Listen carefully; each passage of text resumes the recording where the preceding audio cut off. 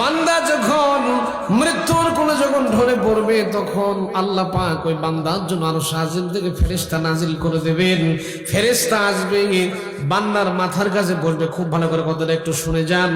বান্দার মাথার কাছে ফেরেশতা যে বসবে, বসার পরে বান্দাকে ফেরেশতা বান্দাকে বলবে, বান্দারে ভয় করছো কেন তুমি? বান্দার কাছে যে নাজিল ফেরেশতা আসার পরে বলবে, আল্লাহ তাখাফু, ও আল্লাহর বান্দা তুমি ভয় করো না, চিন্তা করো না, ওয়ালা তাহজানু, টেনশন করো না, চিন্তা করো না, দুঃখ নিও না, কষ্ট নিও না, ওয়া আবশিরু বিল জান্নাতিল্লাযী কুনতুম তুআদুন। হে আল্লাহর বান্দা তুমি টেনশন করো না, ভয় করার কোনো কারণ নাই। যেহেতু তুমি দুনিয়ার জীবনে কষ্ট যন্ত্রণা সহ্য করেছো, আল্লাহর উপরে তুমি অবিচলতার সাথে দাঁড়িয়ে থেকেছো, এই জন্য করে আজকে ফেরেশতায়ে কেরাম তখন জান্নাত গুলো তুলে আনবেন, জান্নাতের সবগুলো দরজা ওপেন করে দেবেন। দেওয়ার পরে বান্দাকে আল্লাহর জান্নাতের দৃশ্য দেখাতে থাকে, বলবে, আল্লাহর বান্দা এই যে দেখো আল্লাহ তোমাকে যে জান্নাতের ওয়াদা করেছেন, ওয়াবশিরু বিল জান্নাতিল্লাতী, এই জান্নাতের সুসংবাদ গ্রহণ করো। তুমি এখন বিদায় হয়ে চলে যাবে, আর তোমার জায়গা আল্লাহ তোমার জন্য জান্নাতের মধ্যে আল্লাহ জায়গা বরাদ্দ করে রেখেছে। ভাইরা আমার, সাহাবায়ে কেরাম প্রশ্ন করলেন, ইয়া রাসূলুল্লাহি, হে আল্লাহর নবী, বান্দা কেমন করে জান্নাত দেখতে দেখতে বান্দা কেমন করে মৃত্যুর কোলে ধরে পড়বে এটা তো বুঝতে পারলাম না। বিশ্ব নবী বললেন, সাহাবায়ে কেরাম গো, মায়ের বুকের দুধ পান করতে করতে ছোট্ট বাচ্চাগুলো যখন ঘুমিয়ে পড়ে, মা কিন্তু ঠিকঠাক মতো বুঝতে পারে না। ঠিক তেমন করে মায়ের বুকের দুধ পান করতে করতে বাচ্চা যখন ঘুমিয়ে পড়ে, বাচ্চা কিন্তু মা কিন্তু বুঝতে পারে না কখন বাচ্চা ঘুমিয়ে গেছে। ঠিক তেমন করে আল্লাহর উপরে যে সমস্ত বান্দাগুলো ইস্তেকামাত থেকেছে, কষ্ট সহ্য করেছে, যন্ত্রণা সহ্য করেছে, নির্যাতন সহ্য করেছে, হামলা মামলা কষ্ট যন্ত্রণা সব সহ্য করার পরেও আল্লাহর উপরে যারা অবিচলতার সাথে দাঁড়িয়েছিল, দাঁড়িয়ে থাকতে পেরেছিল যারা, তাদের জন্য আল্লাহ জান্নাত দেখাতে দেখাতে তাদেরকে আল্লাহ রাব্বুল আলামিন তার কাছে টেনে নেবে। তাহলে আল্লাহর উপর অবিচলতার সাথে দাঁড়িয়ে থাকার দরকার আছে না নাই? তাহলে জানতে হলে এখানে আজকে জানতে হবে আল্লাহ আমার রব। আল্লাহ আমার কি? জোরে কওয়া লাগবে কি? মা বোনদের নাকি জায়গা হচ্ছে না, একটু সামনে এগিয়ে আসতে বলা প্রয়োজন। জি মা বোনেরা, আপনাদের জায়গা হচ্ছে না, একটু মেহেরবানি করে চেপে চেপে বসেন। আর এক মা কার এক বোনকে একটু জায়গা ছেড়ে দেন, একটু মেহেরবানি করে, যতটুকু পারা যায়। আপনাদের একটু জায়গার নাকি সংকট হয়েছে, একটু মেহেরবানি করে জায়গাটা ছেড়ে দিয়ে আর এক মা কার এক বোনকে একটু জায়গা বানিয়ে দেন। যখন আল্লাহু আকবার, আল্লাহু আকবার। আল্লাহ আমার কি? কথা বলেন এখন কি? আল্লাহ আমার রব। আজকে আমরা বুঝবো আল্লাহ আমার রব, এই বিষয়টা আমরা বোঝার চেষ্টা করবো ইনশাআল্লাহ। যেহেতু আমরা সবসময় পড়ি, যখন নামাজের মধ্যে দাঁড়ায় সব জায়গায় রব, আলহামদুলিল্লাহ রব্বিল, এখানে রব, তারপরে রুকুতে রব, সেজদায় রব, দাঁড়ালেন রব, তারপরে কবরে প্রশ্ন করবে মান, আছে না নাই? সব জায়গায় খেলে রব আর রব। তাহলে জানার দরকার আছে না নাই? ওই যে এক হুজুর নামাজ পড়ায় আর নামাজের মধ্যে দোয়া করে, রব্বি হাবলি মিনাস সলিহিন। এখন একটা কৌতূহলী যুবক চিন্তা করে, দোয়ার মধ্যে আছেটাকে? হুজুর খালি প্রতিদিন নামাজ পড়ালে একই দোয়া, রব্বি হাবলি মিনাস সলিহিন, দোয়ার মানেটা কি? এখন আমার মতো ছোট হুজুরের কাছে প্রশ্ন করতেছে যে, হুজুর আপনি যে নামাজ পড়ানোর দোয়া পড়েন, দোয়ার মানেটা কি? হুজুর কয়, বাবা আমি খালি দোয়া পড়বার শিখছি, মানেটা জানি না। এখন কিউরিয়াসিটি জাগলো যুবকের যে মানে জান না, তাহলে দোয়ার মানেটা আমার জানা লাগে। মনে করেন আমার আব্দুল মান্নান হুজুরের কাছে চলে গেছে, বলতে যে হুজুর এই দোয়ার মানেটা কি বলেন তো। এখন হুজুর জাইয়েদ একজন আলেম, তিনি বলছে, বাবা এই দোয়ার মানে হলো আল্লাহ তুমি আমাকে নেক সন্তান দান করো। এখন এই ছেলে শুনে আসছে হুজুরের কাছ থেকে যে আল্লাহ নেক সন্তান আমাকে দাও। এই শুনে আসার পরে হুজুরকে প্রশ্ন করে, হুজুর সত্য করে একটা কথা বলেন তো, আল্লাহর হস্তে আপনাকে আল্লাহ কয়টা সন্তান দিছে? হুজুরকে, বাবা আল্লাহর হস্তে আল্লাহ তাআলা আমাকে 11 খান সন্তান আল্লাহ আমাকে দান করছে। কয় খান? 11 খান। এখন এই ছেলে বলতেছে, হুজুর এই যে আপনি যে দোয়া করেন রব্বি হাবলি মিনাস সলিহিন, দোয়ার মানেটা তো জানেন? না বাবা মানেটা জানি না। মানে হলো আল্লাহ তুমি আমাকে নেক সন্তান দান করো। হুজুর করে সর্বনাশ, দোয়ার মানে যে এইটা যদি আমি জানতাম তাহলে কমপক্ষে 8 বছর আগে দোয়া করা বন্ধ করে দিতাম। তাহলে বাস্তবতা আমাদেরকে জানার দরকার আছে না নাই? চিল্লে বলেন আছে না নাই? জানার দরকার আছে, আমরা জানবো ইনশাআল্লাহ। সব জায়গাতে শুধু রব আর রব পেয়ে যায় আমরা, এই জন্য রব সম্পর্কে আজকে জানবো। যখন আল্লাহু আকবার, আল্লাহু আকবার।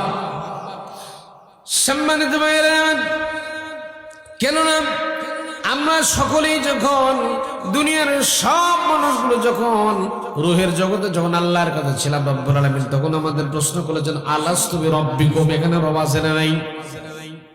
আমাদেরকে জিজ্ঞেস করেছেন আমি কি তোমাদের রব নই? আমরা বলেছিলাম কালো বলা আপনি অবশ্যই আমাদের রব। সেখানে বলেছিলাম, জবাব দিয়েছে, স্বীকৃতি দিয়েছি।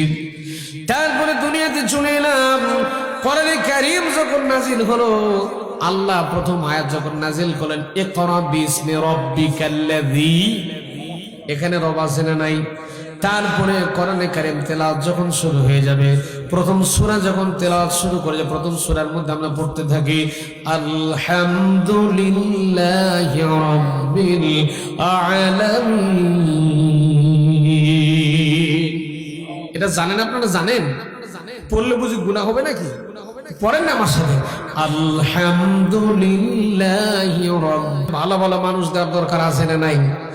আস্তে কোন, আস্তে কোন, আস্তে কোন, আছে না নাই? আচ্ছা বলেন, প্রায় নবীদের দোয়া ছিল আল্লাহ তুমি আমাকে রাষ্ট্রনায়ক বানাই দাও, যেরকম সুবহানাল্লাহ। শেষ কথা বলে আমার নবীর যে কথাটা ছিল, আমার নবী নিজে বলেছিলেন আল্লাহ তুমি আমাকে দেশের রাষ্ট্রপতি বানাও, দেশের বাদশা বানাও। সুবহানাল্লাহ, বাড়িতে গিয়ে বলেন আজকে থাক।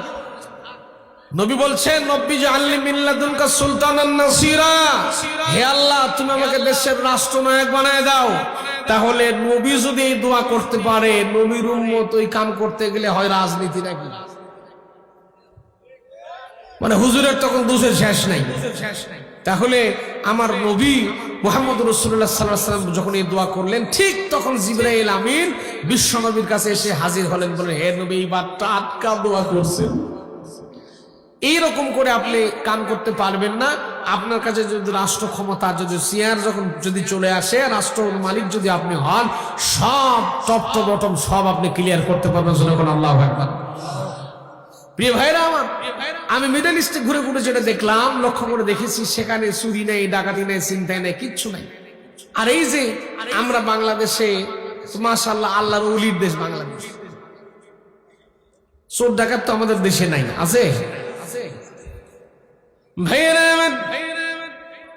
আছে না না? আপনারাই বলবেন। মনে করেন, লক্ষ্য করে দেখে লাগবে আমার ভাইয়েরা, আমি লক্ষ্য করে দেখেছি মক্কা মদিনায় যারা গেছেন তারা শুধু আমার সাথে একটু সাক্ষী দিবেন। ভাই, মদিনার এক একটা দোকানের মধ্যে যতগুলা করে সোনা থাকে, আপনার গাবতলির সব সোনা জোড়া দিলেও কিন্তু একটা দোকানের সোনার সমান সোনা হবে দন্তা নয় করে। অথচ সেখানে আজান যখন হয়ে যায়, সঙ্গে সঙ্গে সব দোকানপাট সব ওপেনলি খোলা থাকে। মালিক, শ্রমিক, কর্মচারী যা যে গোষ্ঠী সুন্দর সব নামাজের দিকে দৌড়ায়, কেউ দোকান পাহারা দেওয়া লাগে না। এখন দোকান পাহারা দেয় কে? অথচ আপনি যখন সাত মাথায় গেলেন, বগুড়া সাত মাথা যাওয়ার পরে গিয়ে সুন্দর একটা 2200 টাকাতে বাটার জুতা কিনলেন। বাটার জুতা কিনে রেখে বাইতুর রহমান সেন্ট্রাল মসজিদে নামাজ পড়ার জন্য ঢুকছেন। বাটার জুতা বাইরে রেখে দিয়া নামাজ পড়ার জন্য ঢুকছেন। যখন রুকু থেকে পড়তেছেন সুবহানাল্লাহ আযীম, আর একবার চিন্তা করতেছেন 2200 টাকার বাটার জুতা আছে না গেছে? কথা কই না রে, কথা কই না ভাইরে। এই হলো আমাদের অবস্থা। মসজিদ থেকে বের হলে আমাদের জুতাই থাকে না। ওদের কোটি কোটি টাকার দোকানের সোনা পর্যন্ত চুরি হয় না। আমাদের মাত্র কয়েক টাকার জুতাও ঠিকঠাক মতোই দেশে থাকে।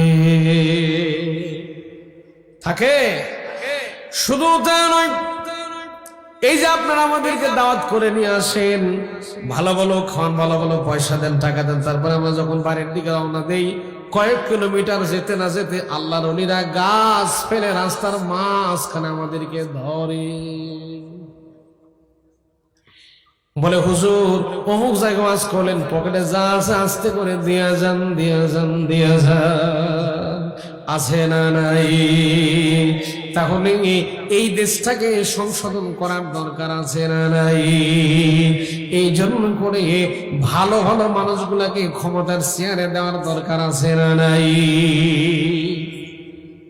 আছে। প্রিয় ভাইরা আমার, হুজুরেরা গেলেই খালি চিন্তা, হুজুরেরা যখনই এই কামগুলোতে যাবে চিন্তা করি কেন হুজুরকে এই কামে, কথা কয় না, ঠিক না বলেন? যখনই দেখবেন আমার আব্দুল মান্নান হুজুরের মতো মানুষ যখন ইউনিয়ন পরিষদের নির্বাচন করার জন্য দাঁড়ায় গেছে, একটা পোস্টার টাঙ্গায় দিয়েছে, আপনাদের এই জয়ভোগার গ্রামের দুইজন মানুষ ওই গাবতলির মোড়ে চা খাচ্চার গল্প করতেছে, এক হাতে চা মারতেছে আর এক হাতে বিড়ির টান মারতেছে, বলতেছে এই মৌলবি এতদিন ভালো ছিল, হুজুর এতদিন ভালো ছিল, নামাজ পড়াতে সবকিছু ঠিক ছিল, ভালো ছিল, দেখতেছে হুজুরের ভোটে দাঁড়ায় গেছে। আর বাংলাদেশের ইন্টারন্যাশনাল সংসদ ভবনের নাম হলো চায়ের দোকান, ওখানে গোষ্ঠী শুদ্ধ সব গল্প হয়। ওখানে বলি আহারে এতদিন এই হুজুর তত ভালোই ছিল, কিন্তু দেখতেছি হুজুরও নির্বাচন করার জন্য, ভোট করার জন্য দাঁড়ায় গেছে, তার মানে হুজুরেরও ক্ষমতার লোভ আছে। ভাইয়েরা আমার, আমি সেদিকে যাব না, আমি আপনাদেরকে শর্টকাট কয়েকটা বুঝিয়ে দিয়ে এখান থেকে বিদায় গ্রহণ করব। এক নম্বর, রব শব্দের মানে হলো সৃষ্টিকর্তা। রব শব্দের এক নম্বর মানে হলো সৃষ্টিকর্তা। আমাদেরকে সৃষ্টি করেছেন তিনি কে? শুধু বলা লাগবে কে? আপনাকে আমাকে সৃষ্টি করেছেন আমাদের মালিক আল্লাহ রাব্বুল আলামিন। তিনি সৃষ্টি করেছেন, সৃষ্টি করার পরে এমনি এমনি আপনাকে আমাকে ছেড়ে দেননি।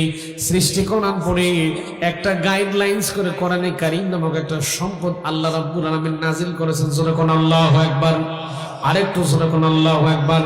সেই গাইডলাইন্স মেনে নেওয়ার দরকার আছে না নাই? আল্লাহ রাব্বুল আলামিন বলছেন, ফামান তাবিআ হুদায়া ফালা খাউফুন আলাইহিম ওয়ালা হুম ইয়াহজানুন।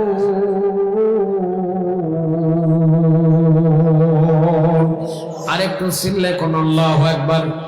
আল্লাহ বলেন, বান্দারে যদি তুমি আমার দেওয়া কোরআনে কারীমকে ইত্তেবা করতে পারো, অনুসরণ করতে পারো, অনুকরণ করে মেনে নিয়ে জীবন যদি পরিচালনা করতে পারো, ফালা খাউফুন আলাইহিম ওয়ালা হুম ইয়াহজানুন।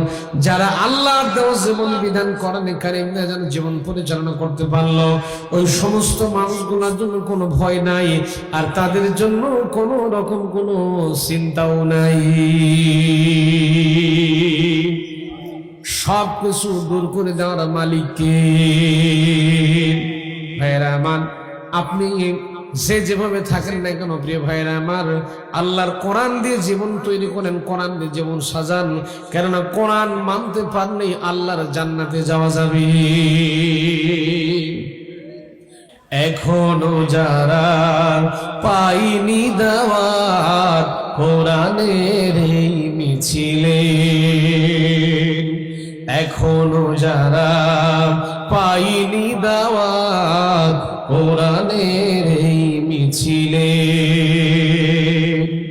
শুনিয়ে দেই চলো সত্যবাণী, শুনিয়ে দেই চলো সত্যবাণী, পথ বাতলে দেই আমলের, বলে দেই বুকে টেনে জান্নাতে একা আমি যাব না তো ভাই, তোমাকেও জান্নাতে সাথে নিতে চাই।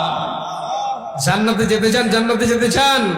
আমার সাথে গলা মিলান, জান্নাতে একা আমি যাব না তো ভাই, তোমাকেও জান্নাতি দলে নিতে যাই। সালাতে আসো যদি প্রতি আজানে, জেনে রেখো এলে তুমি ফুল বাগানে। সালাতে আসো যদি প্রতি আজানে, জেনে রেখো এলে তুমি ফুল বাগানে। যে বাগে রহম ঝড়ে হয় রোশনাই, যে বাগে রহম ঝড়ে হয় রোশনাই, শুধু তাই শুধু তাই আহা শুধু তাই, তোমাকেও জান্নাতে সাথে নিতে চাই। জান্নাতে একা আমি যাব না তো ভাই, তোমাকেও জান্নাতি দলে নিতে চাই। এখনো